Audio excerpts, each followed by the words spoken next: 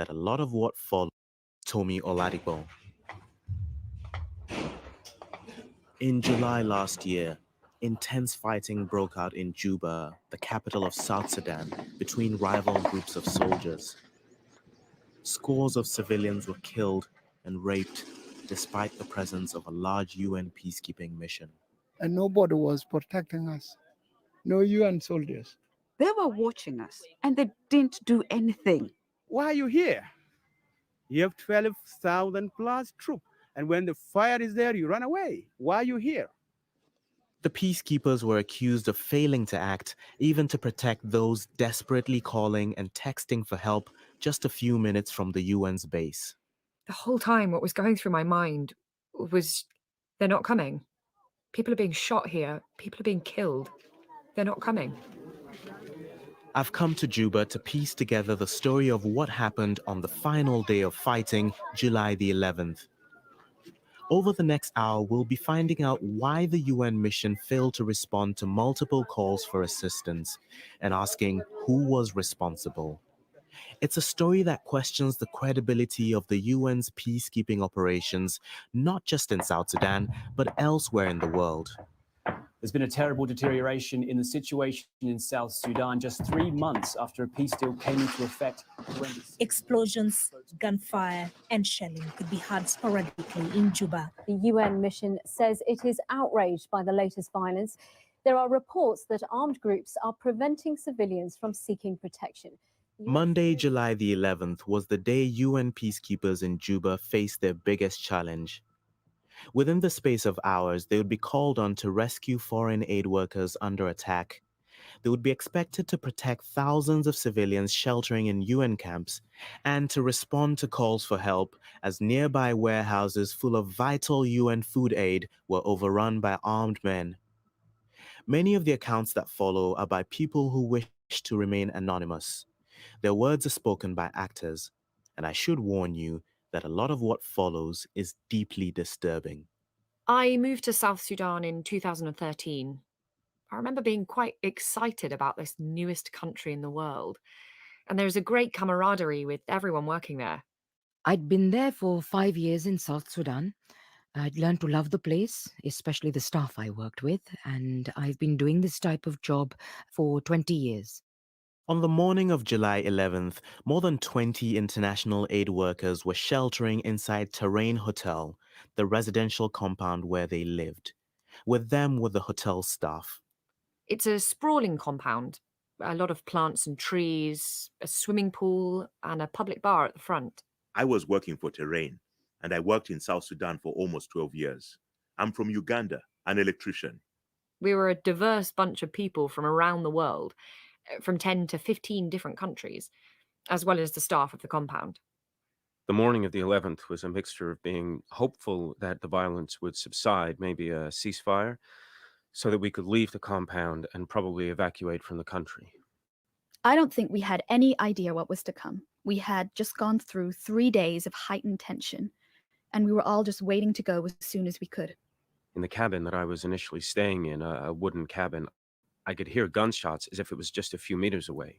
When there was an explosion, the cabin would shake. That's how close it felt.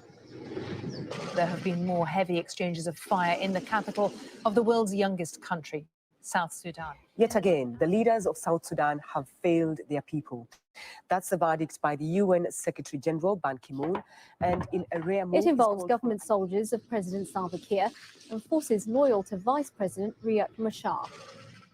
There was supposed to be a peace deal in place between those two men.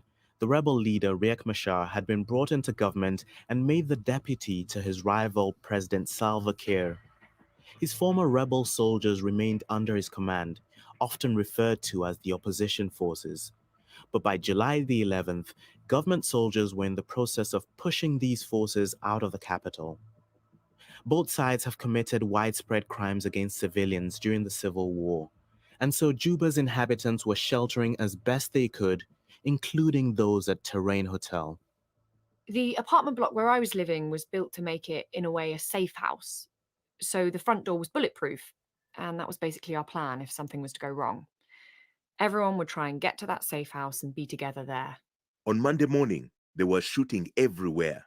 Some of us ran to the pump room under the swimming pool. There were a lot of bangs outside and shaking. We thought it might collapse. We could see tanks, helicopters going into fire. It was a really surreal armchair view of war. But feeling we're still safe in our compound. They won't want anything to do with us. Terrain Hotel is just over a kilometer from the UN's headquarters in Juba. The UN mission, UNMISS, has around 13,000 peacekeepers in South Sudan with a mandate to protect civilians. But what you've got to know at the beginning of this story is that the government of South Sudan has often resented what it's portrayed as interference in its own affairs by the UN. It has frequently harassed peacekeepers and blocked them from moving.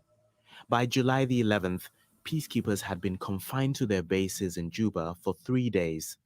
Almost everyone had decided they'd much prefer to stay in the safe house. So on every kind of available flat space, there was a body trying to get some rest. I was downstairs and I suddenly heard some noises outside. I couldn't understand it. The noise was like boom, boom. It was very strange. Someone said that they'd had a call that the front gate had been breached and soldiers were coming into the compound. We thought looting might happen. I mean, a lot of people had worked in the country for a long time. It's an apartment block full of more than 20 internationals. We were all very well connected. So everyone there started reaching out to anyone available, to the UN, to embassies, to journalists that we knew.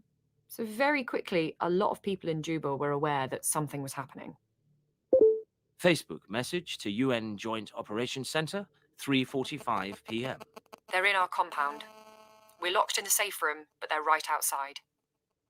According to my Facebook Messenger, which is how I was communicating with the UN specifically, I sent my first message to them to say that our gate had been breached. That was a very initial message, that they were in the compound. And then from then it was constant contact. We heard that they were destroying other houses around us, and then suddenly they were yelling, open the door, we will kill you, open the door. So we tried to protect ourselves. I went inside the bathroom with others. We were like 11 persons. And everyone was writing messages on WhatsApp, on Facebook, asking for help. I also recorded the noise while they were trying to come in, and I sent it to my husband. So at this stage, I was hiding in a bathroom with a colleague, and we were sitting in the shower cubicle, texting like crazy, just making it very clear that if someone's going to come, they need to come now. I was also speaking to a journalist friend called Anna Cavell, who is in contact with the SPLA, the government army. Skype message to Anna Cavell, 3:48 p.m. They're in Terrain. They just came in about 5 minutes ago. My name's Anna Cavell, and I was for 5 years a journalist for Al Jazeera in South Sudan, but my husband was the manager of the Terrain company in South Sudan, which included the hotel. Because of my work here as a journalist, I knew a lot of people in the army, and I knew many of the senior commanders, so they contacted me knowing I could get a message to them to send help. Skype message to Anna Cavell, 3:54 p.m. Looting everything. Cars, anything they can bash open. I do remember one particular message saying that the soldiers were now inside the compound. I made a phone call to one of the SPLA generals as soon as I heard from her, and I said the soldiers are in the compound. He said, I'm in touch with the people there. I'll contact their commander and get them under control. Don't worry. So I was told that help was on its way, and I passed that message on to the people who were at Terrain. But then I continued to receive messages saying there was a lot of shooting. Skype message, 4:18 p.m. They're in the apartments downstairs. They were taking everything. They were breaking into all of the buildings. They're beating our door. Don't know how long it will take them. They didn't think they had very much time left. Where was help? Quietly freaking out. I think we have 5 minutes most. Where are they? Where were the soldiers who were supposed to be coming to rescue them? And the messages just kept coming. By this point on July 11th, the government's army, the SPLA, had won the battle against the former rebels loyal to the Vice President Riek Machar. And with the fighting over, some SPLA soldiers had gone on a rampage. Other properties near Terrain Hotel were also being looted. You have to remember that the SPLA troops are badly paid and poorly trained, with a long history of violence against civilians. I had no idea the extent to which these soldiers were out of control until I was speaking to one of their senior commanders, and he explained to me that the rescue party he had sent, who were from the same unit, I believe, were fired upon by their own colleagues. So that was really when I realized that they weren't going to get these people under control. They weren't following orders anymore at all. So, with no sign of government forces coming to control the soldiers in terrain, the hotel's residents and staff hoped help would come from the peacekeepers based just over a kilometer away. The aid workers had contacted the UN as soon as the soldiers forced their way into the compound. The accounts that follow are shocking in their brutality. We were texting, making calls. We knew that people knew what was happening to us. The United Nations mission in South Sudan is a peacekeeping mission, and a main part of their mandate is protection of civilians and also looking after humanitarians. And they have several battalions of soldiers. They have armoured personnel vehicles about a kilometre up the road. So if you were going to ask for assistance from anyone, they were the people that had all of the facilities. And I was speaking specifically to the Joint Operations Centre. Facebook message to UN Joint Operations Centre, 4:21 p.m. Hiding in the bathroom. They're trying to break down our door. Reply from UN Joint Operations Centre, 4:21 p.m.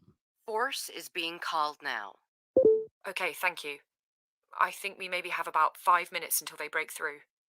And what they told me is that they were aware, that they had told DSS, the UN Department of Safety and Security, and Force Protection. Force and DSS are working on it. How many of there are you? There are about 25 of us in here. DSS is working on it. Force is alerted. Okay. On their way or alerted? I will let you know when they leave. And the way that it was worded to me, I was told, they're just getting ready. As soon as they go out the front gate, I'll let you know. So in my mind, I was thinking, okay, it'll be 5 or 10 minutes maximum. They're going to be here because to drive from the UN base to where we were, it's a drive that I did every day. So it's maybe a 5 or 6 minute drive. So in my mind, they're just around the corner. So the soldiers started to destroy the wall. It was like an earthquake. And then they started to shoot the door of our room. One of my colleagues was shot in the leg. And then we started to say, don't shoot the door. We will try to open. Someone is injured. We had a conversation among ourselves and said, stay calm. Everybody put your hands up. We will just hope for the best. And then they came in and they were like 6, 7 in front of us with their guns. And they put their guns in front of our heads and said, give us everything. We started to give them what we had, the phone, our passport. And then a soldier looked at me and said, what the do I do with your passport? And he threw my passport. And then he said, now we are going to kill you all because you do not give us everything. They said, all right, come out one by one. And a soldier pulled me up. So at this point, we were each taken our separate ways. It was clear that they represented several different battalions of the SPLA. Their uniforms, the equipment they had, made it very clear that they were government troops. So many soldiers came inside. They removed all the phones we had. They made us remove any good shoes we had. A soldier ordered us to stand and hold the wall. That's when we thought we were going to die, because one of the soldiers asked the other, how many bullets do you have? The other said 7. He said, give them 1. And my heart went away completely. They divided us in the corridor.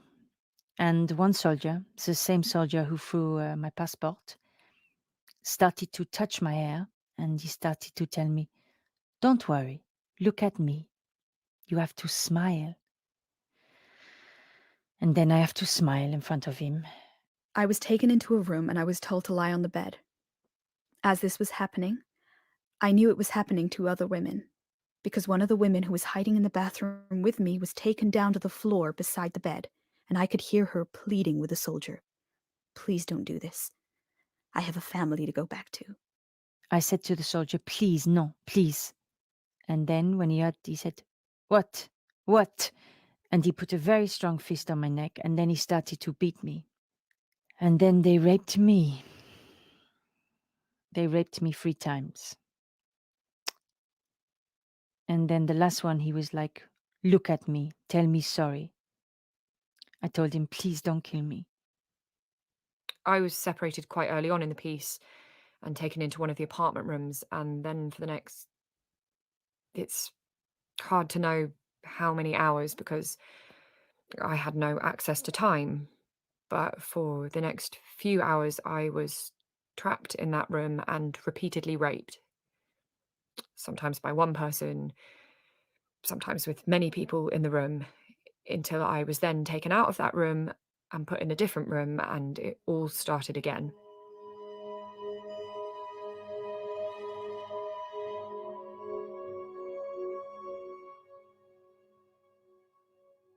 Still, no rescue had arrived from the UN. We know from accounts we've seen from within UNMISS that the mission did begin trying to form a quick reaction force to send to Terrain Hotel around 4:30 that afternoon. The task was given to a Chinese battalion of peacekeepers. But 20 minutes later, according to one of these accounts, the Chinese declined to respond, saying they didn't have the manpower. The task was then referred to the Ethiopian battalion. 40 minutes later, they too decided they did not have the manpower. Then it was referred to the Nepal battalion. They too refused. This was now 2.5 hours after the first message was sent from Terrain Hotel requesting help. The whole time, what was going through my mind was jumping between, there's a rescue squad coming, they're definitely coming, they said they're coming, they have to come, that's why they're here. And then flipping to, they're not coming. They're not coming. We'll come back to the events in Terrain Hotel. But during the course of July 11, the UN peacekeepers had been under increasing pressure. Not only had they been asked to send a rescue to Terrain, but earlier in the day there had also been heavy fighting right next to the UN headquarters. Tanks, helicopter gunships, rocket-propelled grenades and heavy machine gun fire have rattled Juba. Troops loyal to President Salva Kiir have been clashing with those led by the Vice President, Riek Machar. He has just tweeted that his forces have been under heavy bombardment by government helicopters in the past couple of hours. There's been sustained bombardments of areas in close proximity to the main UN base in Juba and also a refugee camp of almost 30,000 people. There are 2 camps for displaced people next to the UN headquarters. They are known as protection sites, or POCs, and are guarded by UN peacekeepers. Most of those sheltering inside these camps are from the Nuer ethnic group, which tends to support the opposition. They're there because they fear the government forces, the SPLA. So as fighting came close to the camps on July 11th, and with both sides firing indiscriminately, those inside the camp were increasingly concerned. My name is Horst Golwak. I've been here for almost 3.5 years, passing a very tough life in the camp. The government launched the attack. They start shooting from the outside there. Okay, so they came towards the camp. Toward the camp, the SPLA. They were along this fence. Then they start shooting inside randomly. A lot of shelling. Many people were wounded and some people were killed. The day before, 6 Chinese peacekeepers had been injured by a rocket-propelled grenade fired into one of the protection of civilian sites known as POC-1. Adequate medical care was unavailable at the UN headquarters, and 2 of the peacekeepers subsequently died. That may have had a bearing on how the Chinese soldiers now responded as the fighting intensified. And all the Chinese, they ran away. They ran back to UN house. So you saw the Chinese peacekeepers withdraw? Yes, they withdraw. They withdrawn themselves, and nobody was protecting us. No UN soldiers. And what did they say to you as they were going? They say we don't have any order to shoot. But we tell them that if the government is killing us, where is your protection if you don't retaliate of what the government is doing? Because UNIMIS here, they are fearing the government. The soldier, the police, all of them, they went away. We were patrolling with the sticks because we knew that enemy can come at any time. This isn't the first time peacekeepers have fled their posts in South Sudan. We should say that UN troops guarding other camps in Juba did hold their positions. But now, with the POC-1 camp effectively undefended, those inside were terrified that government soldiers would enter and attack them. As a result, many fled into the core UN base area. That meant that by the afternoon of July the 11th, UNMISS was dealing with several thousand displaced people camped outside its headquarters offices, at the same time as trying to respond to multiple other events. One of those, of course, was the incident at Terrain Hotel, just over a kilometer away. By late afternoon, aid workers and staff there had been waiting for several hours for the peacekeepers to come and rescue them. All this time, the government soldiers continued their attacks. I could hear in the other parts of the apartment block other things going on. I could hear soldiers yelling at another guy that was there, yelling at him because he was American and hitting him. It was clear that the situation had really escalated, and it didn't sound like any of us were going to get out of it. We were motioned to step out of the apartment, and then we were gathered in a semicircle. That was when another group of soldiers confronted us, and one of them told us the UN were helping the rebels, so he was very angry at them. My impression was that we were going to be executed, because he did say at one stage that they were going to make an example out of us. While this was happening, one of the local journalists who was in the compound at the time, his name was John Gatlowak, he was being escorted by another group of soldiers. John was a really great guy. He was just such a very happy, positive guy with a big grin on his face and his hand out for a handshake, and really smart. I know he was one of the up-and-coming community journalists working in the region, serving the community. And John was from the Nuer tribe. Many that fight for the SPLA, the government army, feel that anyone who is Nuer supports the opposition. This is, of course, not true, but that's the perception. 3 soldiers were pushing him, and then somebody just shouted Nuer at John, motioning at him, identifying him as somebody who was of Nuer ethnicity. And the next thing I saw, he was shoved by the guy who was pointing the gun at him, and just 3 steps after he was shoved, he was shot. 2 shots to the head right away, then 4 more when his body was on the ground. I went downstairs and I saw the body of John. And so I thought they were killing all of us. And I tried to see other friends, or at least a body. And then another soldier ordered me to go into another apartment. And then I saw another friend. She was being raped. And I had to wait, in front of this girl. She was being raped. I had to wait.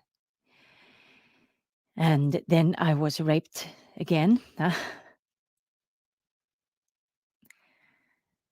And then they left. And me and the other colleague, we went into this bathroom waiting, hoping that someone would come to help us. I know when it ended. I don't know when it started, but hours. Hours and hours. And then another 2 soldiers arrived. They didn't see us in the toilet. Then they discovered us. They pushed us outside, then they raped us again. And this guy, at the end, he took insect spray and he started to spray in my face, and I couldn't breathe. While he was doing that, he started whistling. And then they went away.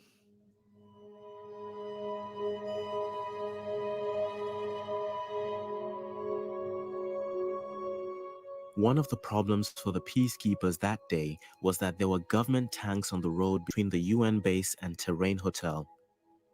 Given the frequent hostility of government forces, the peacekeepers had reason to believe they would be blocked or even fired on if they tried to force their way through without government permission. But by early evening on July 11th, the Army Chief of Staff had sent a liaison officer to escort the peacekeepers to Terrain.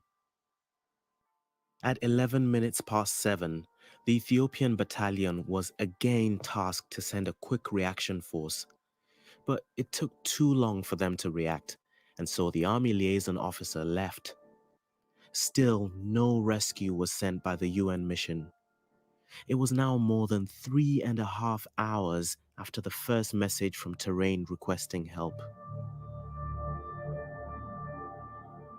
But the aid workers and staff at Terrain weren't the only ones asking for help from the UN at this point.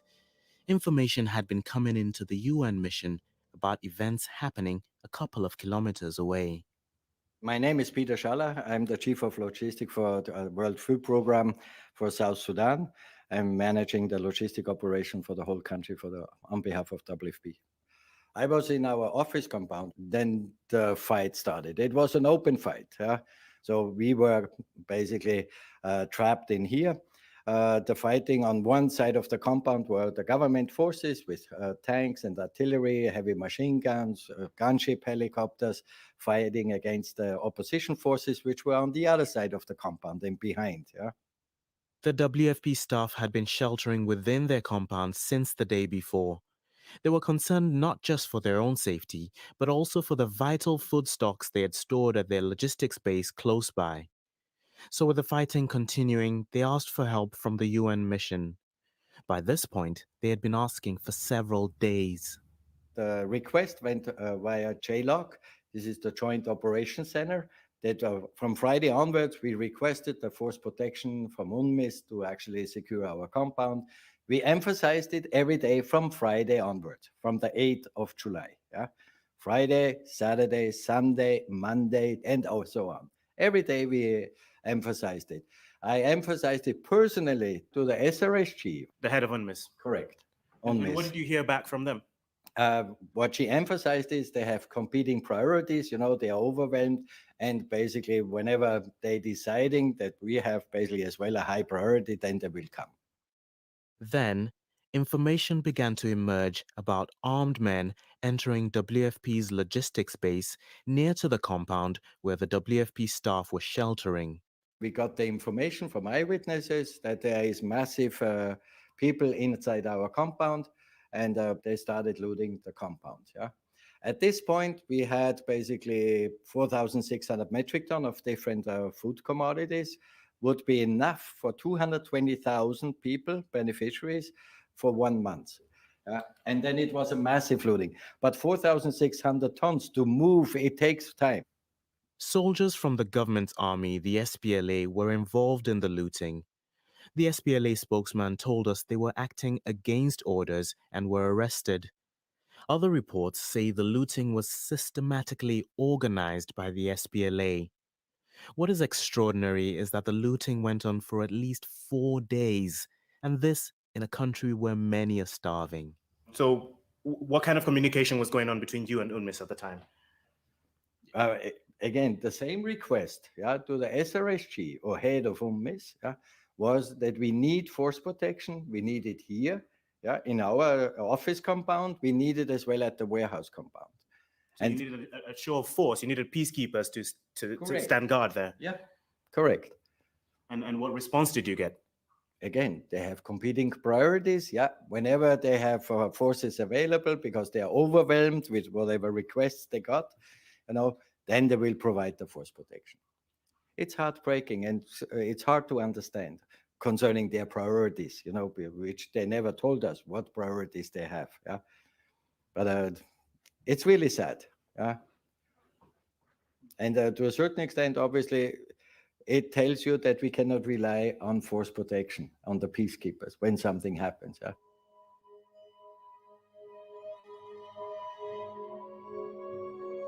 At Terrain Hotel, meanwhile, as night fell on July 11th, help had finally arrived.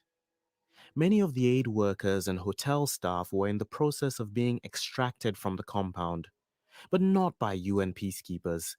It was government forces sent by senior officers that finally arrived to rescue them from the government soldiers who were continuing to disobey orders. This is when this man, I think he was one of their bosses, he ordered them to stop. Then he called us outside. And this gentleman, he said, "I'm going to escort you to the gate and you go out." That man, I can still remember his face. He saved our lives. He rescued us. I realized that this attack was trying to be brought to an end, because I was then told to go into the room across the hallway. And a couple of the other women then came into the room and sat on the couch next to me. We were extracted by somebody who was in uniform, and it was all just pure chaos all around. And I squeezed the hand of the woman next to me, and she had obviously been beaten because I could see a bruise on her face. And I asked her, "Did they touch you?" And she nodded her head. We were just trying to follow this person who was telling us to follow him, and the next I knew, we were out of the gate and we were being driven off away from the compound. And at this point, I was still in shock. We were reunited with some of our colleagues, which was such a relief.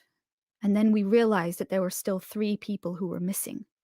And that was an awful, awful feeling, knowing that 3 women were still back at the compound, and I just assumed that they were still enduring terrible things. So at that point, we discovered that there were quite a lot of people left behind. There were the 3 international women, and then there were also a lot of terrain staff who had been hiding and hadn't been found by the soldiers, or who had just been missed by the rescuers. And it must have been terrifying. The generators were off, so it was pitch black. Anna Cavell, the Al Jazeera journalist and wife of the manager of the terrain company, who was in another hotel in the center of Juba.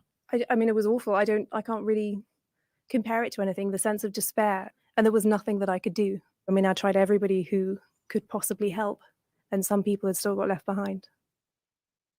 We know that by 20 to 9 that night, the UN mission was aware that these 3 female aid workers from terrain were still unaccounted for. Plans were drawn up to send a UN patrol in the morning.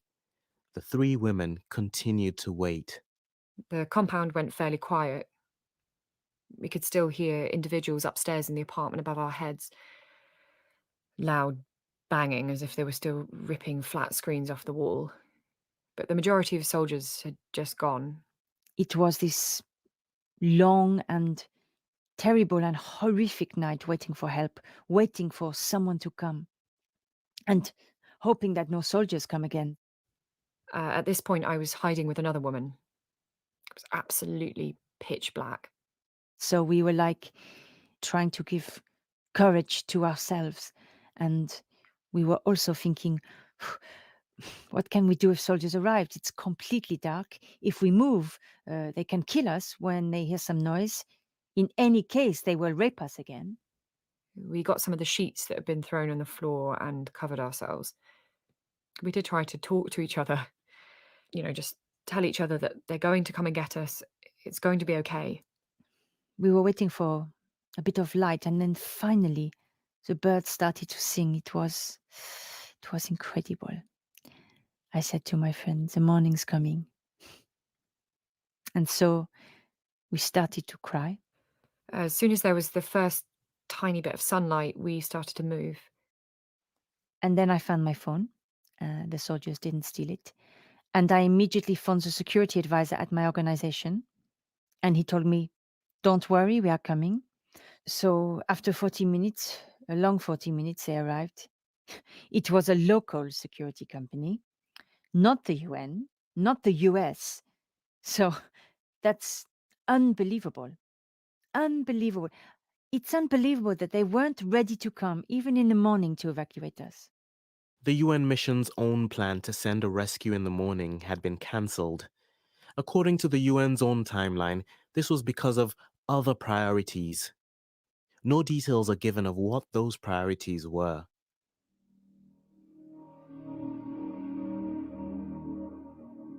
It's a shocking catalogue of failure.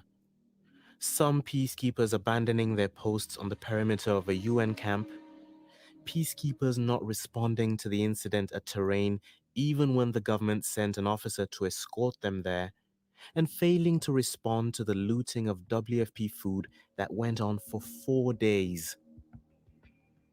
But there are reasons why this happened in Juba in July, and why similar failings have happened before in South Sudan and elsewhere. We have to start with the UN troops themselves. One UNMISS official explained to us on condition of anonymity why he thought the Chinese, Ethiopian, and Nepalese contingents all refused to send a quick reaction force to terrain. His words are spoken by an actor. I believe the problem lies with the contingents themselves. From their own countries, they're issuing orders. Don't let anybody get hurt. I don't want any risk taking. If somebody gets hurt, we're pulling out, And I've heard that from my own contingent. When a request comes, the chances are it's going to be ignored because those in charge of the contingents are worried about their jobs. Chain of command is ignored consistently.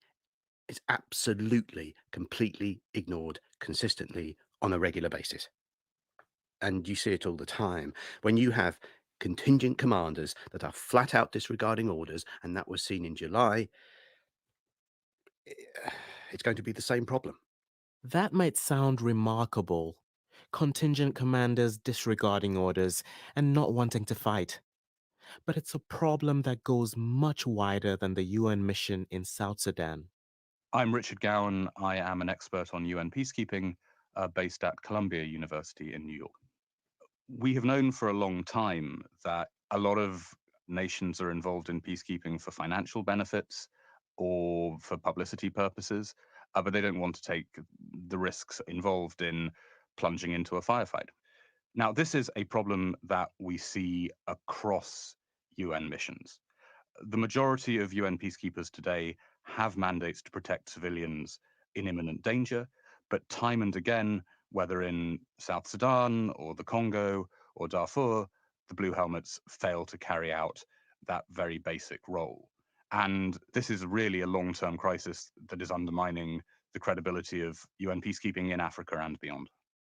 The UN's own special investigation into July's events found that a lack of leadership in the UN mission culminated in a chaotic and ineffective response to the violence. It also found that there were multiple and sometimes conflicting orders to the troop contingents. The Kenyan force commander was subsequently sacked by the UN Secretary General. Nobody from the military side of the UN mission who was present during last July's violence agreed to talk to us. But we did speak to the newly arrived head of UNMISS, David Shearer, who's been in the job since January. So just looking back at the events of July 2016, particularly with the terrain camp, which was attacked, why didn't 3 contingents of the UN respond? Well, I wasn't here then, but I've been following up with people, obviously, since my arrival here to see what we have put in place so that we can respond better in the future. I think what people have to understand is that we're a peacekeeping force here. There was a series of checkpoints and tanks on the road telling us not to leave our compound. And there were 100 armed men in the terrain hotel. Now, if an incident like that had happened anywhere else in the world, what you would require in order to respond to something like that, it's massive and it's highly specialized. We didn't have that. What we needed to do, as we always have to do here in South Sudan, is rely on the government to be able to enable us to move. We can't get into a battle or anything, and that's not what we're here to do. We're here to keep the peace. Once we had the go-ahead from the government, which was sometime later, we should have responded. There's no doubt about that, and we didn't. And there's been a lot of questions asked about that. So what was lacking? I mean, what gaps are you filling so that in the future, if that kind of thing happens, you're able to respond? Well, let's get this completely and utterly clear. We will not be, as a UN force, because we're a peacekeeping force, be able to rescue people from an isolated hotel with 100 strong armed men surrounding it without the consent of the government to be able to move. We have a status of forces agreement with the South Sudanese government, which gives us an ability, in theory, to be able to travel all over the country. In reality, that's constrained by the fact that often our forces aren't able to move. So ultimately, we have to work in cooperation with the South Sudanese government, and that's a source of tension at times. Sometimes it's fine, and a lot of times we get stopped and we record the number of times that a state of forces agreement is violated, and that's reported to the Security Council. And this is the biggest challenge for UNMISS. It has a clear mandate to protect civilians. Often, the main threat to those civilians has come from government forces, But UNMISS says it can't come out to respond without the consent of those very same government forces. Many people in South Sudan can't understand this. It is not right to say that you cannot move to protect civilians because you have been blocked by the armed forces, because you have a mandate given to you clearly by the UN Security Council. So anytime the civilians are in danger, you have to exercise your mandate fully without fear and favor. Jacob Chol is the head of the Political Science Department at Juba University. If conflict occurs again in the next week or 2 weeks or 1 year, are you going to stay indoors and say we will not move out? Why are you here? You have 12,000 plus troops. Why are you here? You are being paid for by UN Security Council. You have all the money in your hands, and when the fire is there, you run away. You better fight the fire. This is a profound moral dilemma for the UN, because if UN forces were to confront government troops and militias attacking civilians, that would probably result in the expulsion of the mission from South Sudan or open warfare between South Sudanese forces and UN peacekeepers, which would be a disaster in terms of protecting those civilians that the UN can more generally. So the UN has to make constant compromises with the government simply to keep its mission in place, even though that often feels pretty disgusting day in, day out. But what about the body that sent UNMISS there in the first place, the UN Security Council? Why hasn't it taken a tougher line when the government of South Sudan has blocked the peacekeepers? The Security Council is quite deeply divided over how to deal with South Sudan. China has strong economic interests in South Sudan and does not want confrontation with the government. Russia, on principle, defends the sovereignty of the South Sudanese government. And although the Obama administration, at least, did call for much greater pressure on Juba, the council has never been able to get behind a really tough approach to the South Sudanese situation. It starts to become clear why UNMISS failed to act. The seeds of that failure were sown way before the events of last year, and the consequences were seen not just during the violence in July, but in a disturbing series of events in the days that followed. A measure of calm returned to Juba after July 11th, but the 3 days of fighting had disrupted the distribution of food and water in the UN-protected camps, the POC sites. So women from the camps began trying to reach the market to buy supplies. There were numerous reports of these women being attacked.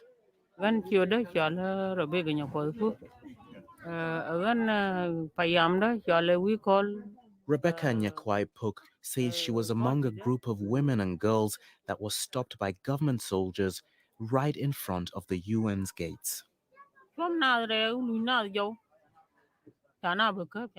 We reached the town, and when we were coming back to the camp, people were captured and raped, including children. One of the young girls was raped when I was there. She was put on the ground and raped. It happened by the gate. There were guards on the fence and they were watching.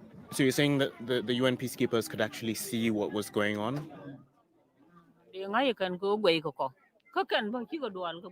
Yes, they knew because they were watching us. We saw that they were afraid of those soldiers. The peacekeepers were watching and they didn't do anything. One soldier started raping that girl right there. And when he finished, then the rest of them, 7 of them, took her inside her house. She was raped by 7 people. It's hard to imagine this scene, and yet attacks like this, within view of the peacekeepers, continued after July. The UNMISS official who spoke to us anonymously said that when individual officers tried to deal with such incidents, they weren't always backed up by their colleagues. There was raping and looting and extortion at the gates. This was in August and September after the crisis, where you have gang members that are congregating at the pedestrian gate, the entrance, and just extorting money. And a couple of staff officers went out, dealt with them, got surrounded, their lives threatened, called for a quick response force, and one took 90 minutes to go from UN House to outside the gate. It happened multiple times. It's just terrible incompetence, miscommunication. There'll be a request made, and then it has to go up the chain of command and get approval from some commander who may or may not be at work. And just a small little request like getting a quick response force to go, less than half a kilometre outside just takes forever. It's ridiculous. The new head of UNMISS, David Shearer, says changes have been made since last year in the way the peacekeepers operate, in particular, in the immediate vicinity of the UN protection of civilian sites. I think there's some things we can do to improve from July, which we have. For example, we've got a 200-metre, we call weapons-free or safety zone around the compound here, which we've negotiated with the government. We patrol that. Since we've done that, the number of incidents that have been occurring have dropped from a number down to virtually nil. So there's been some major improvements. But come back to the basic point, 225,000 people in our camps because they feel protected. And if those people didn't feel protected, they'd be somewhere else. So the fact that we are here has made an immeasurable difference to those people's lives. The issue that we have is less about the camps themselves. It's more about providing protection beyond the camps, and we need to be pushing out further, and that's what we're working on at the moment. But doing that, pushing out and protecting civilians in danger outside the camps, as we've heard, is something UNMISS has not been able to do effectively so far. And there is no sign that the government of South Sudan will change tack and allow it to happen. Keeping peacekeepers in South Sudan, frankly, is an alibi for the Security Council. And I think that we can look around the world and we can see other missions, including the mission in Darfur, where blue helmets have been put into impossible situations and are simply left there because Security Council diplomats have no better ideas of how to end a conflict. It feels as though UNMISS is stuck, unable to protect civilians more than a few hundred meters outside its camps. It's tempting to question the value of UNMISS staying in South Sudan. But if it left, the displaced people sheltering in those camps would be in imminent danger.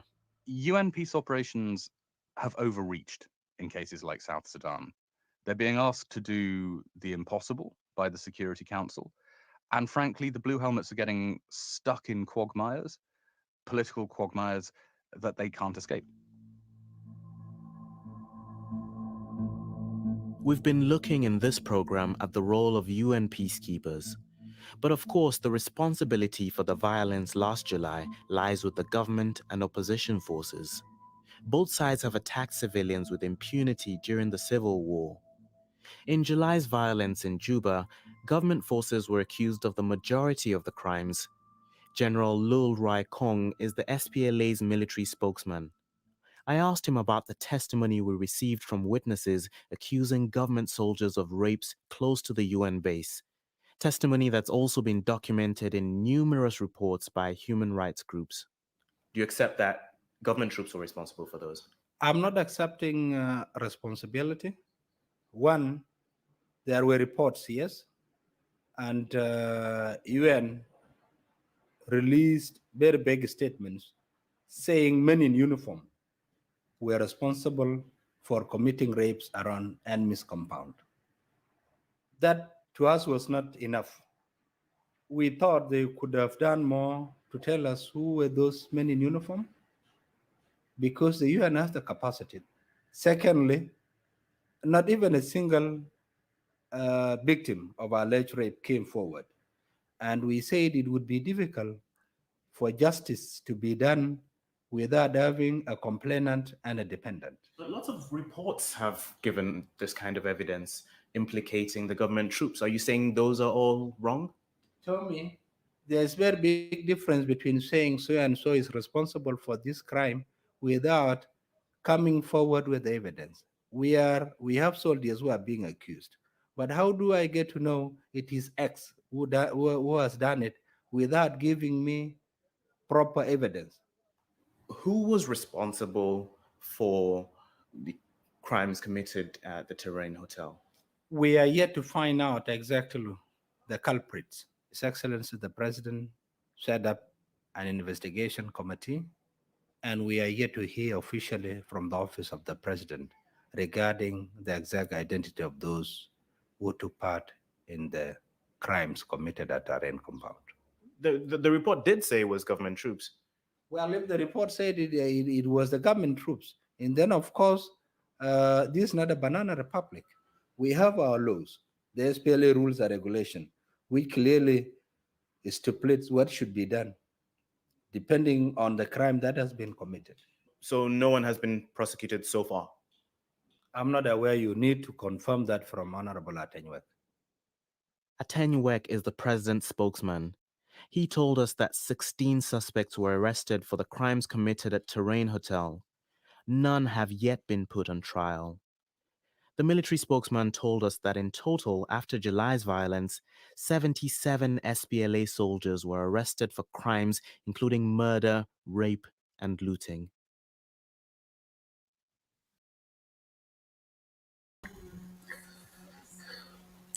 Thank you for watching. Yeah, thank you for watching the NN teams, and I would like to thank the people that are watching and the people that will be watching later. This is a small clip of the documentaries regarding the two events that took place in 2013 and 2016. This will bring us the end of our show of today, and thank you very much. And don't forget to follow us. We will be right back Saturday, the 20th, for the continuation of the last week topics. Thank you very much. Have a good night. Bye.